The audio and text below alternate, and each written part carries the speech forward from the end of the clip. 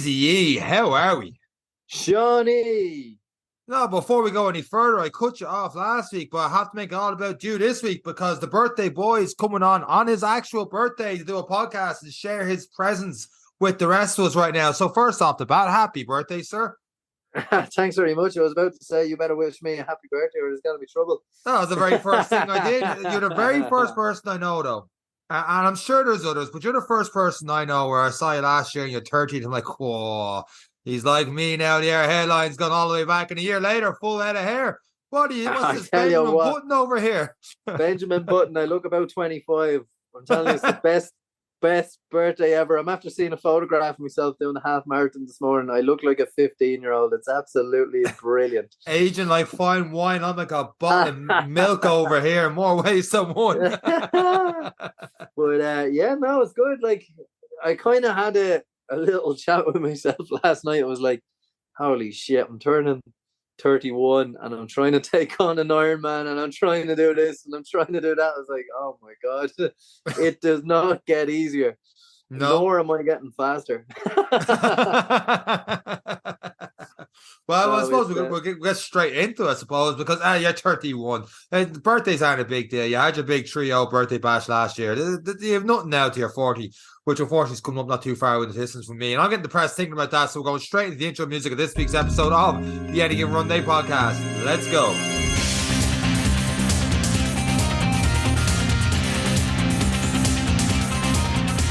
So you said there you had the picture, the full head of hair for the half marathon. You just did the Dublin Half Marathon. The last stop for a lot of people, I know some people are doing a 3/4 distance in a couple of weeks' time leading up to the full. But for a lot of people, I think it was near 8,000. Oh, I heard it was going to be near 8,000. If 8,000 turn up, I don't know.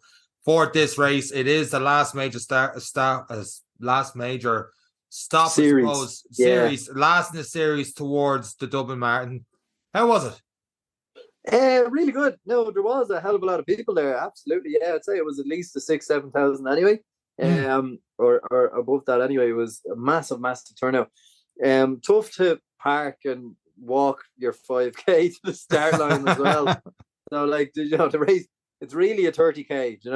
It's but it was a tough week. Started to feel a little bit under the weather Wednesday, Thursday. So I took it a little bit handier, and then last night went for a 450-meter swim just to do something. And then by last night, I mean the Friday night, because we're recording this on the Saturday before doing the run. Night, just for context of people listening in on like the day before a half marathon is normally rest time, but no, you go out and do a 450-meter swim. Yeah, now look, in terms of scale, that wasn't a hell of a lot for me, but it was just something I just had to try and shake it. So I didn't train on Thursday, but made the deal with myself that, look, if we can just relax, try and just stay functioning into the weekend, because I can't miss a really big weekend of training with the half marathon. So, and then I was aware it was my birthday as well. I was like, I don't want to feel shit for my birthday. So, but I struggled to get out of beds in the mornings, but we got good sessions in this week. And a lot of what I'm doing, I downloaded an app called Rouvy, Seán. What's it called? Rouvy, Rouvy. Maybe there's no E in there. Yeah, Rouvy.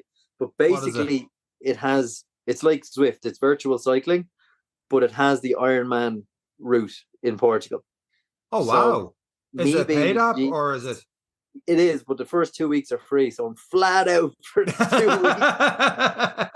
weeks. So, no, I don't think it's that expensive. I think it's like €12. So I think I'll keep it up until I do the event and then get rid of it. But the mind-numbing of it during the week was I would start a cycle, and it's like I'm looking at, the blue dot on Google Maps. Yeah. It's like I'm watching myself on Google Maps cycle around Portugal. And I'm just on the bike for hours watching the little blue dot. And then I'm like, oh, I'll take a sharp right turn. Oh, here's the hills. And then it gets really hard. So I kept doing the hill section just to kind of put miles into the legs for the hills. And then because it was my birthday, I was like, what better way to celebrate than to do an hour and 15-minute cycle and then go do the half marathon. Sounds like the worst game of Pac-Man ever. Just a little dot going across, just chasing a line. It is mind-numbing, and I'm only hoping, because I'm putting in numbers, speeds, I'm getting to places at certain times, but obviously that's not factoring in. Could be windy on the day, or or hopefully, I really hope I'm just faster in real life than I am on the turbo. Somehow more aerodynamic. But do you think it'll Uh, help you out with? I suppose not a question you really can answer until after the Ironman. But you reckon it's helped me out with getting a bit familiar with the course, or like you're looking at a blue dot, you have no hope? 100%. So what I've discovered over the last little time, I know my limits in terms of watts over the hills. Right. So I know that I need to keep it less than 300 watts through the hill portion.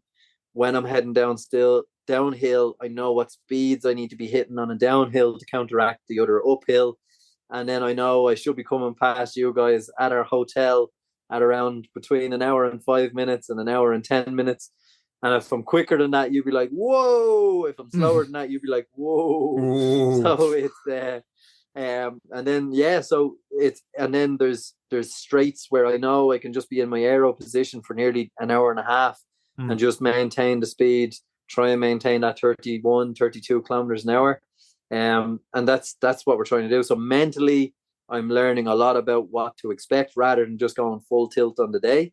And then the perks of it is on the day I actually get scenery, because the majority of this cycle is coastal and beautiful cliffs and stuff. So and part of it's onto the Estoril F1 track as well. So actually cycling the F1 track can be pretty cool as opposed to seeing my little blue thing going around an F1 circuit.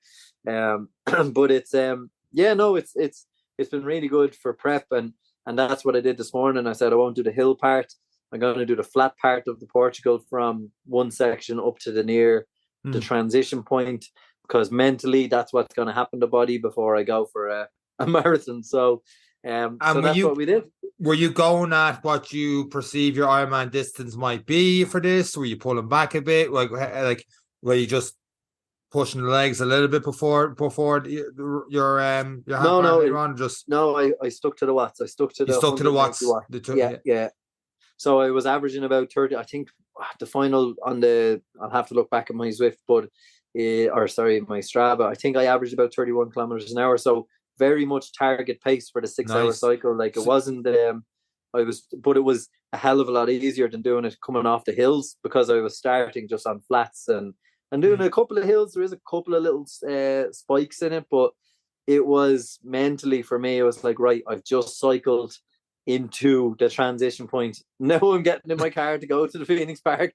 You must have fairly early though. So you up like 6 o'clock in the morning, get a bit of food in beforehand, afterwards. What way did you do it? Up at 5:15, yeah. So I started cycling just after 5:30 to be ready to leave the house then. So I stopped cycling, I think it was about 5 to 7 or something like that. So it was an hour, and there's always a technical problem. I couldn't find my heart rate monitor for the turbo trainer, so I had to do some funky business with the Garmin computer on the bike. So I lost out on probably 10-15 minutes of good cycling. I wanted to do an hour and a half, but it ended up being an hour and 15. But look, it was still a session. So it was kind of, it was kind of nice.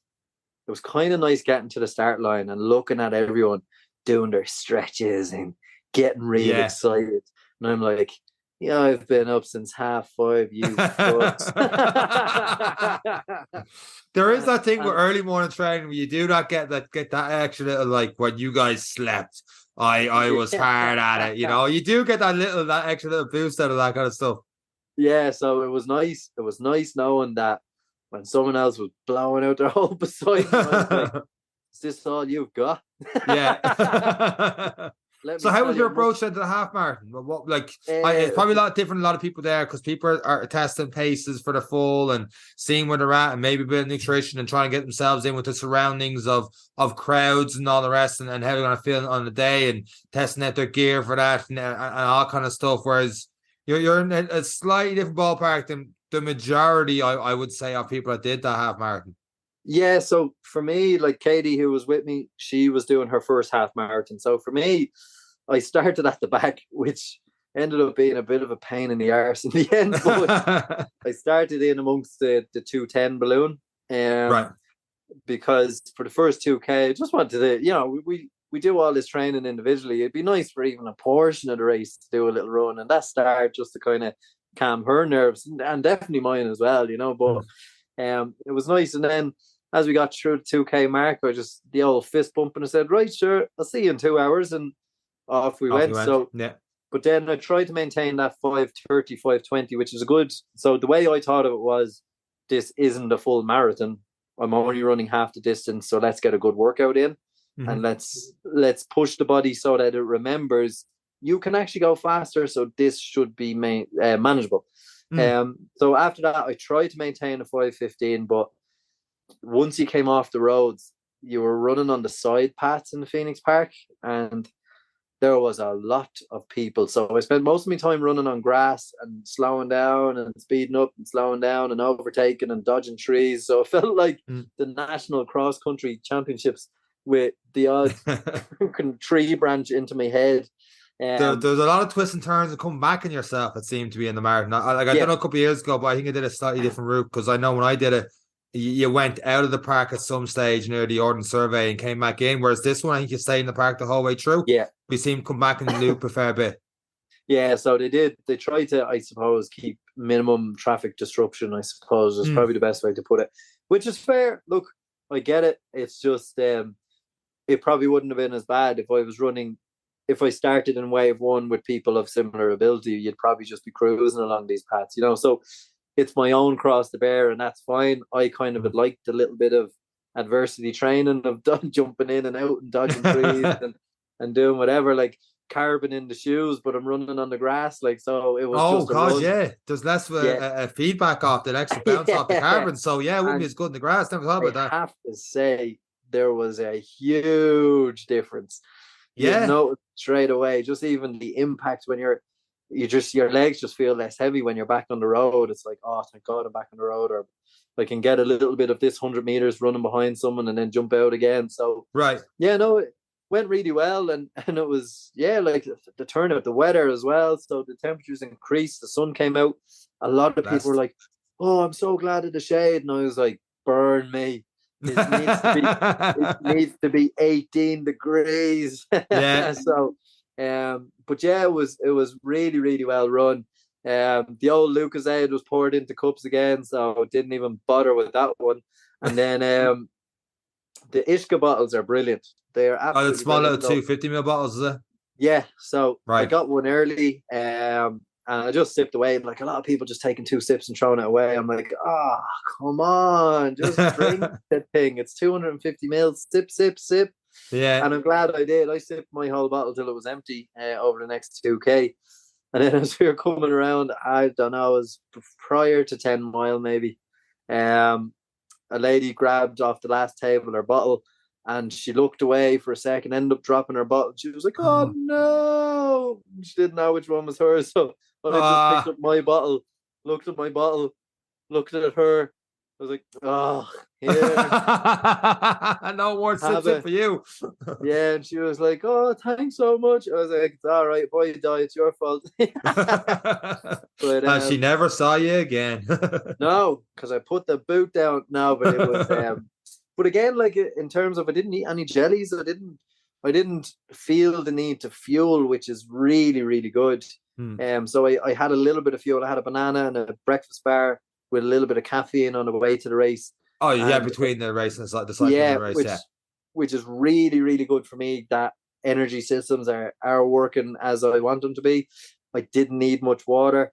I was well hydrated from the bike that was still 2 hours ago at this stage, or 3 hours ago at this stage. So all in all, I think I'm working towards it so that when I get to that fueling stage in the bike and I'm taking on the carbs every hour, 90 carbs, and really looking after myself, I know that I have a half marathon of a little bit of energy, Now, obviously 5 hours more cycling than a swim involved, but I will be fueling a hell of a lot more. So hoping to balance all of that out. So yeah, it was absolutely brilliant. And then it's just that atmosphere. It's just running with people.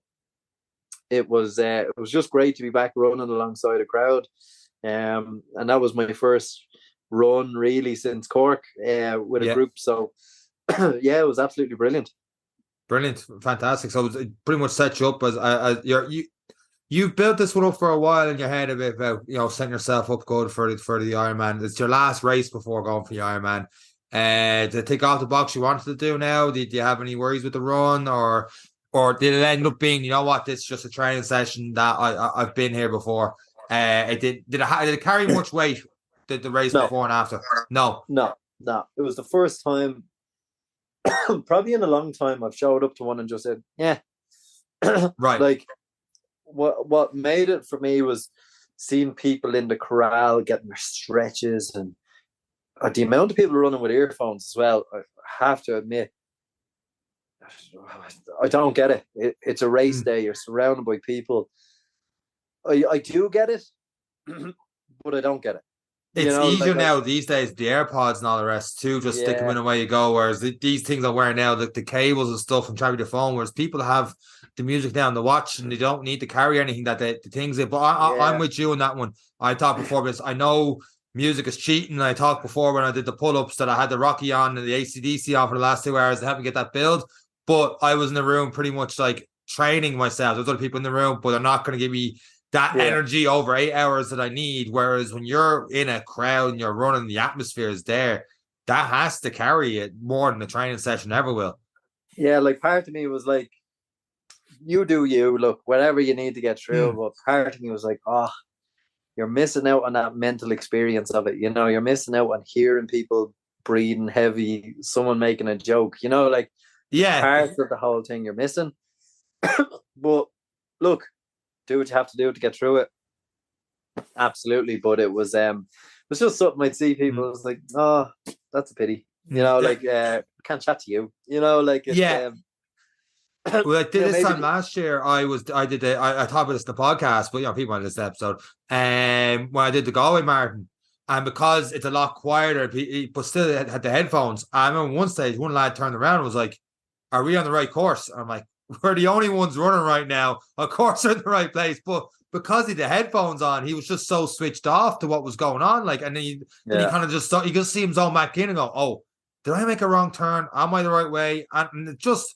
Whereas when you have those headphones, you're more alert, you're more in tune with your body. Like, okay, fueling station coming up. You know, Luke is like, even grabbing the water and you hear other people coming before or behind you. If you have headphones on, you're not as switched on there, or, different kind of traffic or whatever could be happening in the race or event. Like, especially Cork, when like, with the heat and all the rest and just seeing the things around you and stuff, you don't have that awareness. I know sometimes you need the music to block that out in a training session to help get through that pain barrier. But a race is completely different. You need to be switched on, especially for longer races. That I think headphones are not a good. I don't recommend headphones to anyone, and that's coming from someone that always trains in headphones, always trains the big tin cans that you probably see on Instagram on most of my selfies and stuff that I do after runs. But a race is different. Although in a counter argument, had I headphones in, I could have ignored your one for that water. That's what it is. Listen, 30 quid to enter, a great medal. Yes, okay. You're happy with the medal. A great t-shirt, a Lucozade, a water, and a cookie for 30 quid and an organised event in Phoenix Park. Like, where would you get it? It's absolutely brilliant. And for anyone who is thinking next year, I probably want to get involved, or I want to, because I know a lot of people came to watch it today and even said, you know what, I might give this a go. Like, a half marathon is an achievable goal. It is, it's the first step, and definitely, like, value for money, absolutely brilliant. Class. No, delighted for you. That's it then. It's pretty much straight on through to the full one now for people, and best luck to them. They got 5 weeks, I think. 5 weeks, 36 days from the race. So it's 5 weeks now from there. I know it's not slightly what you're training for right now, but do you have any advice to anyone that did the race today, leading towards 5 weeks, towards those that are doing Dublin Marathon, particularly those who might be doing the first Dublin Marathon, to base anything off today off? Would you still agree with double the time plus 15 as something to aim for? That we've talked about before. Would you think there's time to build for another 2-3 weeks towards to get the longer miles in and then taper from there? How would you approach it now if this was after today and you've got 5 weeks towards the main one? How would you approach it? So there's going to be two types of athletes who are listening to this question. One who haven't really been consistent and have showed up today just to see how are they fixed, and they'll probably get a fright. But there is still 5 weeks. A lot can happen in 5 weeks. A lot of consistency, just working at it. So for those who got a bit of a fright and think they can't do it, stick to your plan, stick to your training. One element I would get them to add into their training is running on tired legs. I would go do an interval session in the morning, and then that evening go out for an hour and a half of applaud. Get that feeling of, oh my God, my legs are heavy, and I'm still just plodding along. And because that's what's the feeling you're going to remember through 30K, through a marathon. Because if you're under pressure, you will be under pressure at 30K. You will. But you'll have felt it before. You'll have that little bit about you because you've trained like that.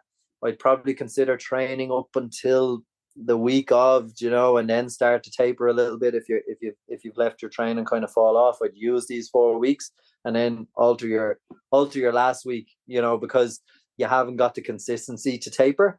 And that would be one person. Don't throw in the towel now. Use it as motivation.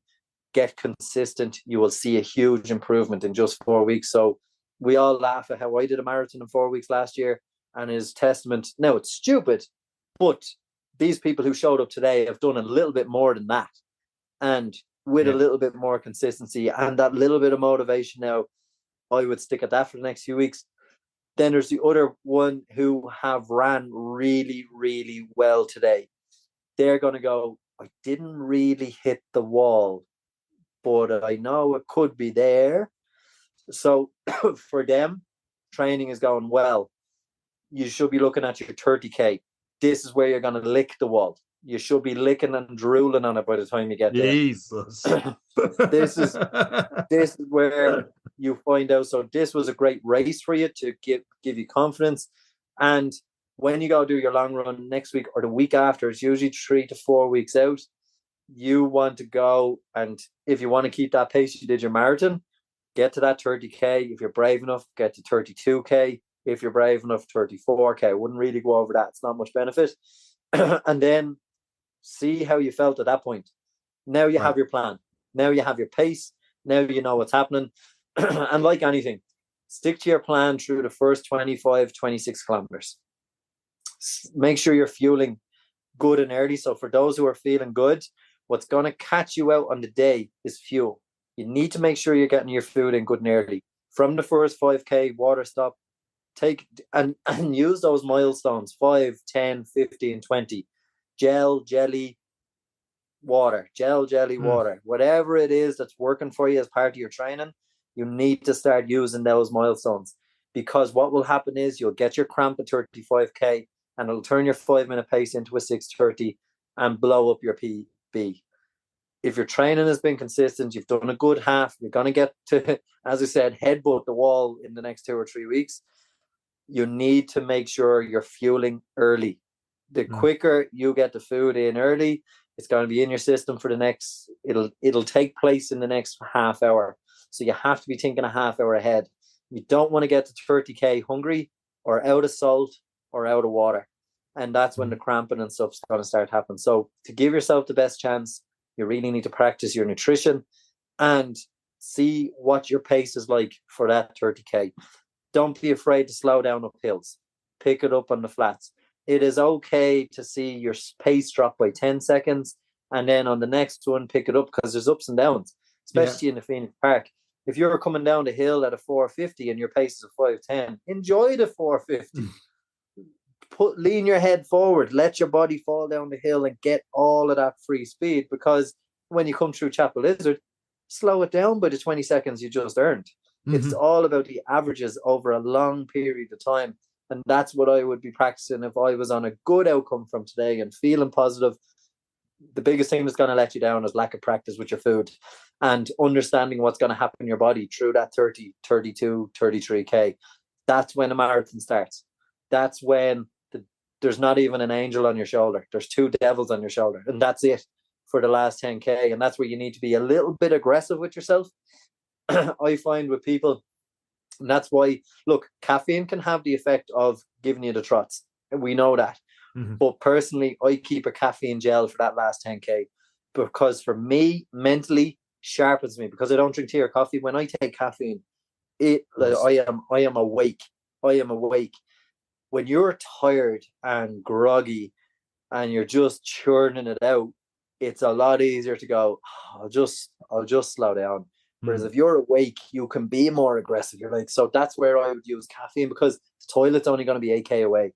You know, worst case scenario, it's only going to be 5K, whenever you're feeling it, just give yourself that mental kick.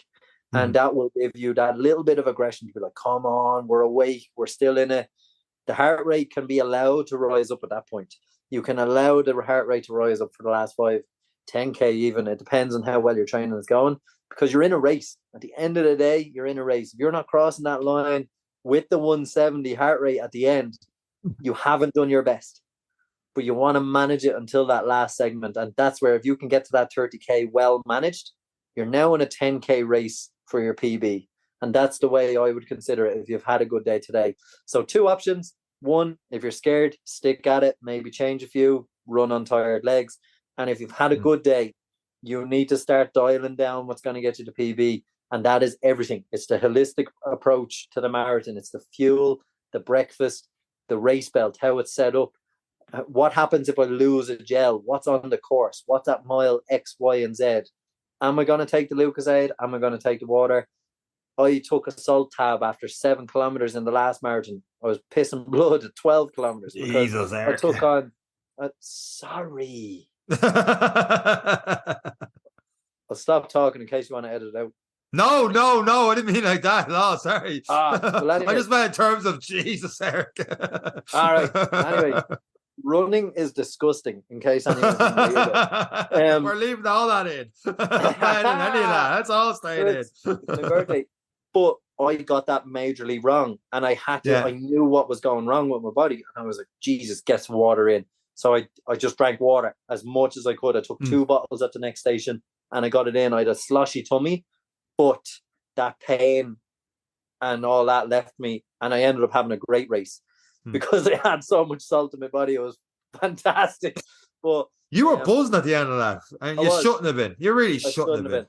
I shouldn't have been. So, but I had come through that at 8 kilometers. I was like, oh, this is great now. I feel fantastic. I thought my race was done early. So it is important to practice them things. I just knew I cramped through 30K, so I needed salt, get it on early. I got it all wrong and I didn't practice it beforehand. It was a 4-week training. It was all stupid. But these are things that people need to be trying. You've got 4 weeks. Make sure it works out. Make sure you have good gels, and some people like eating Mars bars. I find it really hard to breathe when I eat something like that. So yeah, gels for me are fantastic. Try get some of the better quality ones. I know we use the Decathlon. I still do it because I don't know, I have a stomach of steel or something. It doesn't really matter what goes in, but solid food doesn't work with me. So gels are great for me. But I've bought more expensive gels recently, and I just find they're just so much more satisfying. They're less syrupy, and there's just something out there. But I would get a practice run or 2 in using 1 or 2. If they're expensive, don't go overboard. You're not going to be running that far. That's when you use your 30 plus K run to try those out, your 2.5 hour stoppage as well. It's like that's when you try out those things, and even have 2 or 3 different types with you, and just which one's agreeing me as I'm taking this, because there's gonna be long enough gaps and that consistency. And like you said, anything that's therapy, I struggle to have at all. Or during, and even some of those gels, not the gels, the jellies, they're hard. You're trying to bite a jelly while you're on a run. It doesn't sound like difficult at all, but when you're in that situation, it is. And look, while you're chomping and trying to breathe, your heart rate's going up by a couple of beats per minute. So, it's just find what's working for you. And that would be my best advice again, coming into this phase now. It's not too late. No. And equally, if you're doing well, it's not too late to perfect it. It's not too late to perfect the plan, because what will make such a difference is I'm going up Castleknock. I know there's water around the corner. Oh, here's the water. Brilliant. I'm feeling good. Heart rate's here. 5K, 10K, top of the Castleknock. What am I having? Oh, jelly. These jellies are gorgeous. Nom, nom, nom. Now I'm running downhill. I'm at a 4:30. I'm leaning forward. I'm after making up 2 minutes. Now I have that for the hill on the other side. So you can already see how a plan is formed. And it's like, that's how you get through this. That is how you get through the day, mentally prepare for it. And then when you start meeting all of these milestones, whether you're in a bad place now or a good place, you still need all these milestones. And then you're home and hosing on the beer with us. Like, it's 100%. very, very simple. Now, mine is not going to be that simple because it's a week after an Ironman. So if anyone has any advice on how to do that, I am all ears. It's mad, and I know it's nowhere near an Ironman. I'm not trying to relate to the same thing, but just this across with the tapering. The week before I did the Galway marathon, I did an 80k, and I could barely use my legs after it. And I did nothing for a week, and I was getting to the starting line of Galway, going, I don't know if I'm finishing this one today. I felt like crapping all day before, and all of a sudden I ran out and did a PB, and it got me thinking. Then I was like, how like, when you look at a training plan for a marathon, it's 20 weeks. It never ever goes to plan. Always stuff gets the way. It's up downs, and then it gets to the point where you might need those, like, unless you've had a perfect training plan for 17 weeks and you've got the last 3 weeks to go and everything's gone smoothly. It's like maybe taper for an entire 3 weeks if you're like you're an athlete stage. But for most of us, Joe Soaps, I don't think we get to the stage where everything goes smoothly for those 17, 18 weeks. You can kind of push a little bit further. And at the same time, you got to trust the process, trust your training. And it depends on each individual person where they're at and how long they recover. Like, for example, some people, I remember my first time I did a half marathon, the Dublin one back in 2018. I remember going back up Stony Bar and struggling to walk going up because the legs were that stiff and sore after the 21k. And that's where I was at the time. Now, I obviously did the marathon a couple of weeks later, but for some people might need a little bit longer rest. But sometimes you're like, you know what, the legs aren't, so I can push that a little bit further. And the toughest thing is, to your point, is getting to the starting line. Like, I put up a post this week where it's like only 60% of people got to the starting line last year for the Dublin Marathon. So out of 25,000, only a little shy of 15,000 made the starting line, yet only like 390 didn't finish. That doesn't mean the other 14,800 or 13,600, had a perfect race or anything like that. They obviously had ups and downs, stuff like that. And we saw a lot of people that definitely did not have a perfect race, especially on those 2-3 kilometers towards the finish. But less than 2% that made it the starting line. Sorry, less than 2% made the starting line, didn't finish the whole thing. 98% that got to that starting line in Dublin finished. You know, yeah. That's a huge. I know the completing a marathon is a huge thing, but that's some statistic that 98% finish, and it's up like, so. If you had a bad day today or the half marathon, like you said, there is still time. There's a lot of time to get it right. To believe in yourself. You know, okay, maybe that time you had of that PB might be a little bit too far of a reach. But hey, it's still a phenomenal day out. Maybe it's just a case just completing it now, and that's certainly where I'm at. It's just completing the race, go out and enjoy it, because it is a hell of an event. Yeah, absolutely, and that's one thing everyone needs to remember. Like, I always say when everyone's like, "What time are you hoping for?" Make that decision the week of.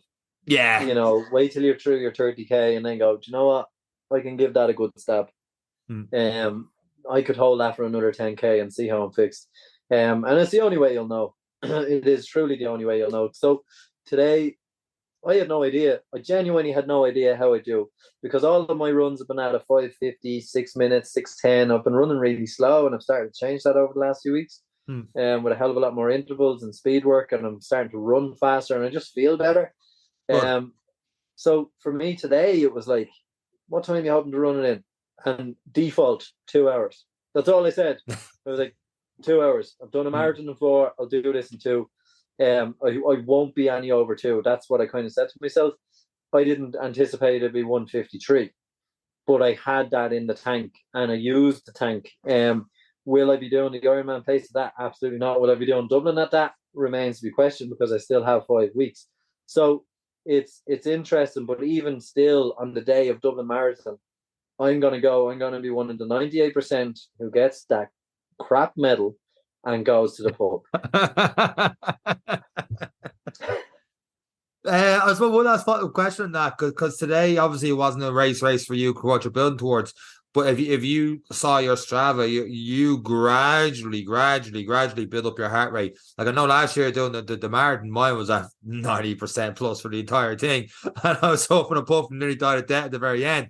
But you gradually did it. Will you go off heart rate then? I know it's like the question down the line. Like, is this The race now, this heart rate, was that just today because of the training session after trying to keep it down after doing the 1 hour 15 early on the bike?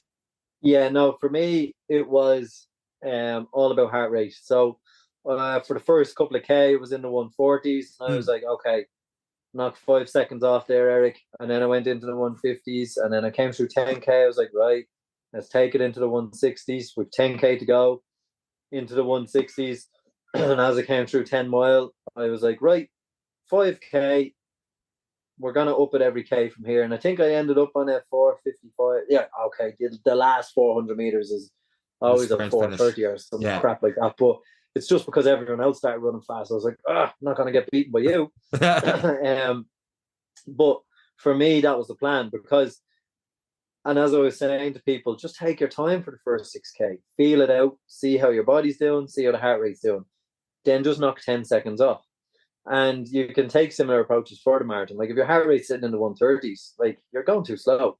So you can up that into the 140s, into the 150s even. And then as you get through half, see into the 150s, 30K, 160s. By the time you're hitting that 35K mark, if you're doing it for a PB and you're getting to that stage of, I'm now starting to red line. The red line means 90 minutes remaining. Right. And that's what we've always said. The anaerobic zone, 90 minutes, all your sugars, all going to be burnt. So if you've been fueling, taking on board the bare minimums, your salts, your waters, your whole shebang, you've got 90 minutes. And it's not going to take you 90 minutes to cover the 5 to 8K. So accept a difficult ending and you'll come across the line with a PB. And that's if you've gone with the heart rate method. But to answer your question then, in the Ironman, 100%. I'm going to get off that bike. I'm going to survive the first 6 kilometers. Right. And just get moving. Get the body moving. If I'm in the 160s at a 6-minute pace, I am staying at a 6-minute pace. And what the intention is probably walk through all of the aid stations. So the aid stations are every 3 to 4 miles, so about 5 to 6K.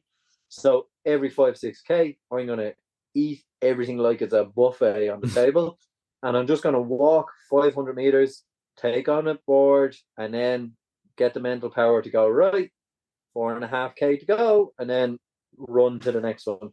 And that's essentially my plan.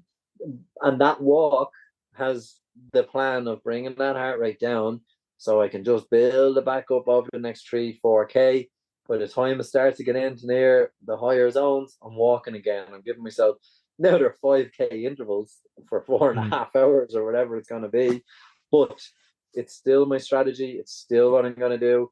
And then if I come to the last 10K and I'm feeling good, that's when it's like, right, race is on. Let's see if I need to crawl across the line, But until then, for me, it's all about getting to the finish line.